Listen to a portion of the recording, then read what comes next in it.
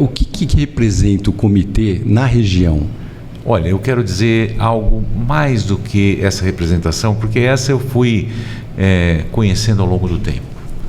Eu tenho até vergonha de falar, porque antes de vir para o comitê, eu não sabia absolutamente nada do que era. Tá. Eu só sabia, quando eu andava na rodovia daqui para Araçatuba, tinha outdoor, que estava escrito Comitê da Bacia Hidrográfica do Baixo Tietê, e eu nem sabia exatamente o que era. Aí um belo dia a Federação das Indústrias entrou em contato comigo, dizendo que ia começar a ser discutida a questão da cobrança da água da indústria. Aí fala em cobrança já... Exatamente. Opa. E aí me pediram, Samir, você teria como nos representar? Porque cada comitê vai ter um representante e seria importante se você pudesse nos representar. Claro. Eu nunca aprendi, enquanto jovem, a questão do meio ambiente, a preocupação que eu deveria ter com o meio ambiente. E também com a água, ou principalmente com a água, mas seja como for, eu cheguei aqui cruzinho de tudo. E fui aprendendo, porque aqui tem pessoas muito competentes. E fui aprendendo, fui tendo a oportunidade de ouvir várias pessoas com diversos ideais, com diversas formas de pensar, e foi muito interessante, porque além do mais, o comitê nos ajuda a ter uma compreensão bacana do que é uma discussão, vamos dizer, política sobre um assunto. Sobre o assunto que a gente está falando é o quê? Água? Bom, eu aprendi sobre diversos assuntos, mas naturalmente aqui foi tratado sobre o setor, sobre a água, sobre o meio ambiente, sobre os recursos hídricos.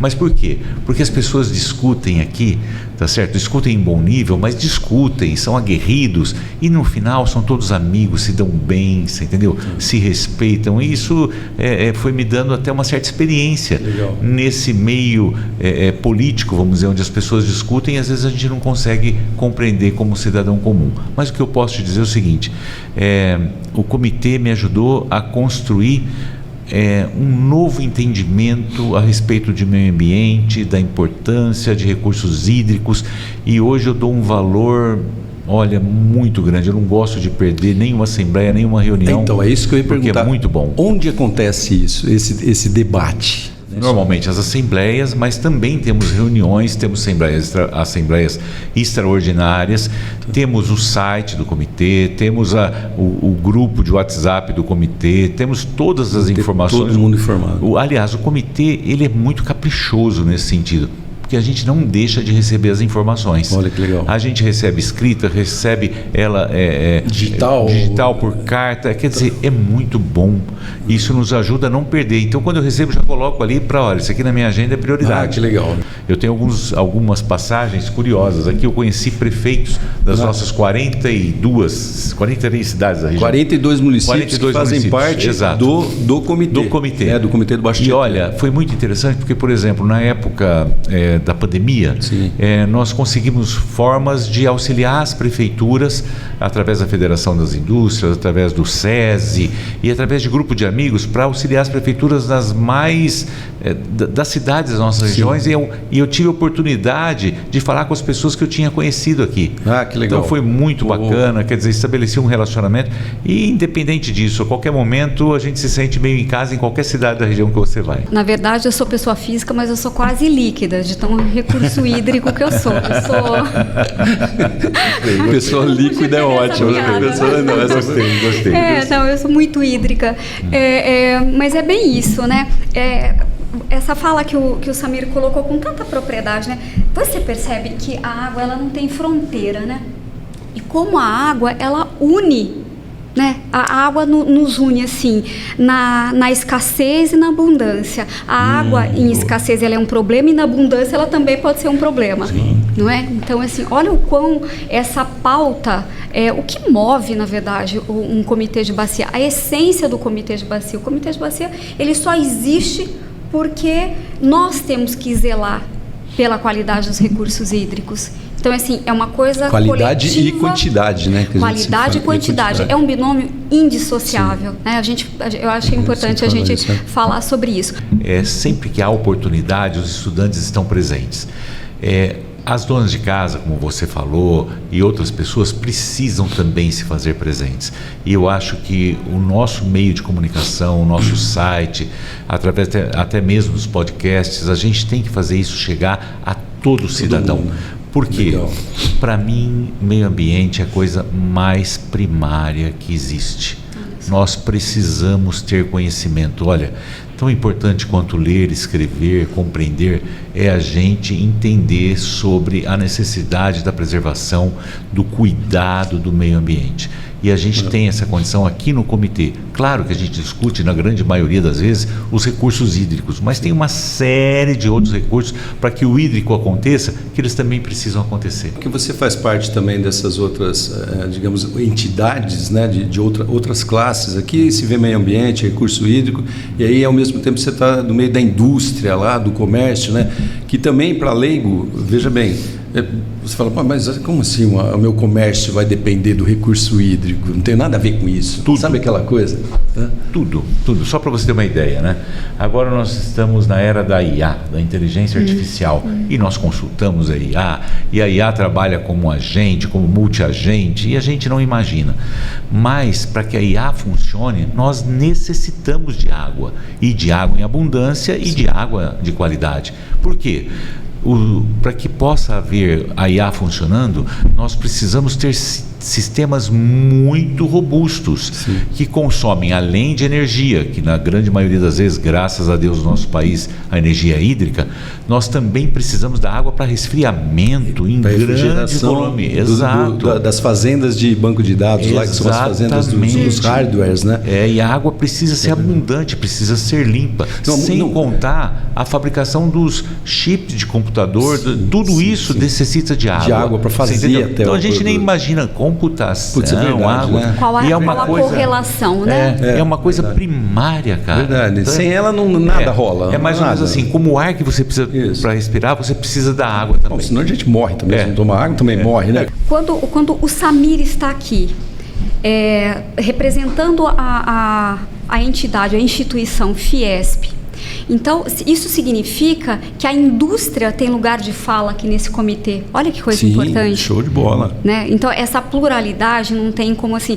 Ela é um pleonasmo aqui. Sim. Porque realmente, assim, a indústria precisa ter um lugar de fala. Fala, olha, então, mas eu também preciso de água em quantidade, em qualidade, e eu preciso também preservar. Isso é extremamente importante. O Samir, ele coloca, a gente participa aí de longa data do comitê, e assim, esse lugar de fala dele, ele trata com muita naturalidade, mas sempre defendendo esse ponto de vista do segmento que ele representa aqui. Você é bastante fiel e traz uma visão assim, muito, muito madura, muito pacificadora também, porque, como ele disse, aqui a gente discute, porque existe uma certa disputa. Se faltar água para mim, você tem e eu não tenho, acontece uma disputa entre a gente. Sim. E traz essa visão assim de, olha, nós precisamos de água e água para todos, então por isso que a gente precisa zelar. É o meio mais democrático que existe, porque todos dependem dela e ninguém fica sem. Todos nós temos que nos dar através dela. A água como vetor de desenvolvimento. Sim. E a gente discutiu hoje na última assembleia, né, sobre a questão assim do balanço hídrico aqui nessa bacia, como nós estamos. Esses dados estão disponíveis para todo mundo ver? Sim, Como é que está a situação dos recursos hídricos aqui na região? Se a pessoa procurar o comitê através do site, seja lá o que for, ela consegue enxergar isso, Adriana? Apesar de serem dados técnicos, a gente procura, o núcleo de comunicação procura traduzir. Porque assim, você pode não entender o que é uma Q710, uma vazão mínima, mas você vai entender que o vermelho é ruim. Isso, pois é. Então, sabe essa classe de cores assim, genial. Justamente para a gente conseguir se comunicar com a população. Mas essa visão assim de a água como um vetor de desenvolvimento na região... Eu acho que você sempre deve procurar o comitê, independente se a sua indústria for de Guaraná porque usa água, ou for de bebida porque usa água. Você deve procurar o comitê sempre que você vai instalar uma indústria, para ver até que ponto a questão da energia vai poder ser servida para você, porque é uma região que tem ou não energia em abundância. Então tem uma série de fatores da água também, ligados à água, tá certo? que aqui no comitê são possíveis de lhe dar informação. Não é sobre água também, sobre esgoto, sobre toda uma série de informações que você precisa ter, lixo, enfim. E o comitê ele tem condição de te apresentar dados técnicos, não é faz de conta, coisa política. É levantamento mesmo. É levantamento real e verdadeiro. Tudo mesmo. Então eu entendo que o comitê, se eu for abrir uma empresa hoje, eu não hesito em procurar o comitê para trocar uma ideia onde essa indústria fica melhor localizada. Nós temos um balanço hídrico da nossa região, tá certo? E eu estava conversando com a Adriana, ela me apresentou isso há pouco. Então, onde está em verde, naturalmente dá a impressão que se tem maiores possibilidades. Onde está amarelo, mais dificuldades, laranja mais ainda e vermelho praticamente crítico. Não dá, muito crítico. Aliás, já se torna crítico a partir do amarelo, a verdade é essa. Mas olha o que eu posso te dizer. À medida que a gente tem a nossa região e nós temos essas áreas assim, a gente também pode deslocar a instalação de empresas para as áreas onde estejam verde. E com isso a gente faz um balanceamento também na nossa região. E a gente cria um outro fator muito interessante, que a fixação não é do homem no campo, mas é a fixação do homem na pequena cidade, do homem que eu quero dizer, urbano, homem, mulher, não importa, do ser humano naquele local. Porque o que a gente sofre muito hoje? As pessoas querem ir para cidades maiores por causa das oportunidades, principalmente de emprego. Felizmente a questão logística, isso está praticamente, com a questão da tecnologia, está tudo praticamente superado. Mas o emprego, para ser na sua cidade, onde você conhece a todos, onde seja próximo da sua casa, onde o seu filho, se ficar, entre aspas, na rua, não vai correr risco, porque a sua cidade, os seus vizinhos olham. Quer dizer, tem uma série de fatores que contribuem, se você trouxer indústrias para a região e não só exclusivamente para cidades maiores e tudo mais. É o desdobramento muito positivo. O que você vai ver nessa lista, as cidades em amarelo, laranja ou vermelho, são cidades, quase que a totalidade, são cidades maiores que concentram um maior volume de pessoas que vieram procurar oportunidade. E nós podemos fazer também uma distribuição, vamos dizer, mais adequada para que essas cidades recebam também essas fontes de prosperidade. Então, por exemplo, aquela classe de cores que eu falei, onde está verde está legal, amarelo, o balanço hídrico. O que é o balanço hídrico? Ele é uma equação entre a demanda e a disponibilidade hídrica. Esse é o balanço. Tenho água ou não tenho água? Tá bom, tá ruim, tá crítico, como é que está? E as classes são justamente essas, assim, é bom onde está verde, é um estado de atenção onde está amarelo, é crítico onde está laranja e é ruim onde está vermelho. Onde está verde está legal, bacana, por que está bom? O que está se fazendo lá? E onde não está ruim? O que é que a gente deve fazer? Não, isso, legal. Foi isso que eu imaginei também. Tudo vermelho. Não, legal. A hora que o Samir estava falando, eu falei, legal, então todo mundo vai procurar a área verde e aquela área amarela lá, ninguém vai... Então, vai ficar subdesenvolvida? Ela não é subdesenvolvida normalmente. Não, mas assim... É onde tem maior presença de gente... Isso. É que normalmente está assim, onde a em outras cores. Onde a demanda está estrangulada. Que recado que você dá aí para o empresariado aí da região ou quem está vindo de fora que quer se estabelecer aqui na nossa região? Olha, nós temos, além do Comitê da Bacia, eu consideraria você procurar o CIESP, que é o Centro das Indústrias do Estado de São Paulo. Essa mesma região em Araçatuba, tá certo? O CIESP Alta Noroeste representa toda a nossa região.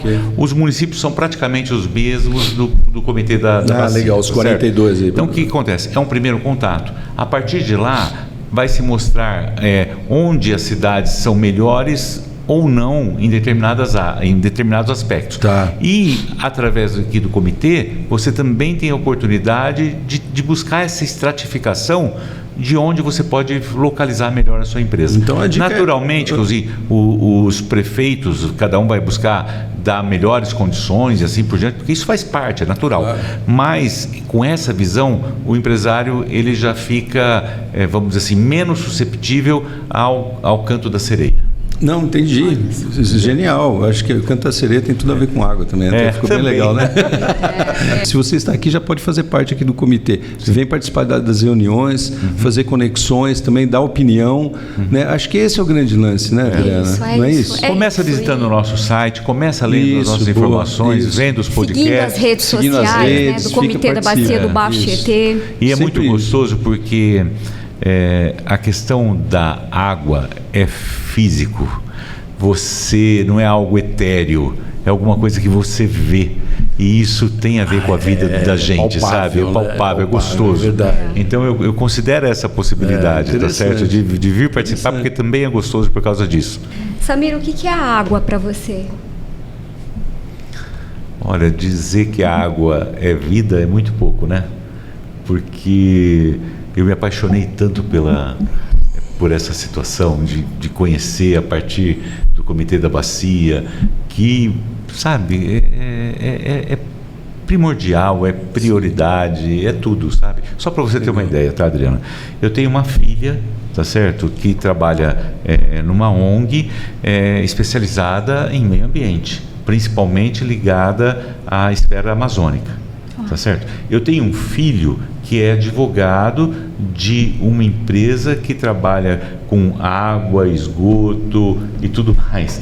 Então, quer dizer, eu de alguma forma, tá bem no ramo. existe não é uma interferência, mas eles percebem, eu acho que o meu amor e acabam se apaixonando por isso também, né? Essa é a impressão que eu tenho. Foi para genética. né? Eu gosto disso, legal. você entendeu? Que rico São adultos isso. já, mas quer Sim. dizer, todos eles, eu percebo que isso dentro da minha casa, gente, você não imagina, é aquele assunto que a gente não deixa de tratar nunca, sabe? Que É uma maravilha. responsabilidade o tempo todo.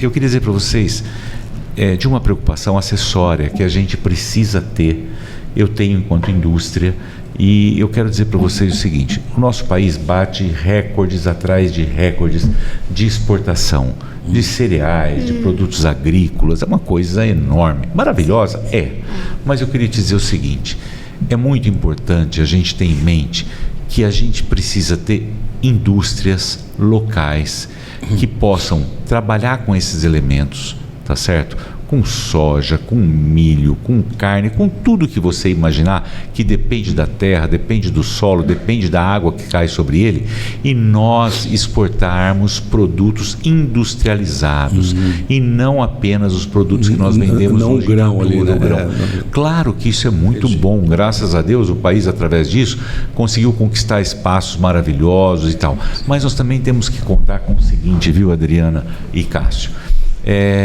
à medida que a indústria nasce, ela gera emprego, gera riqueza onde ela está instalada. Então, quer dizer, além de gerar divisas a partir dos produtos que ela pode fabricar, exportar e que ela pode fazer uso a partir das matérias-primas que nós temos aqui, também ela gera riqueza onde ela está e não fica uma coisa concentrada em poucos, em empresas muito grandes, tá certo? Então, nós precisamos ter essa mente, essa visão.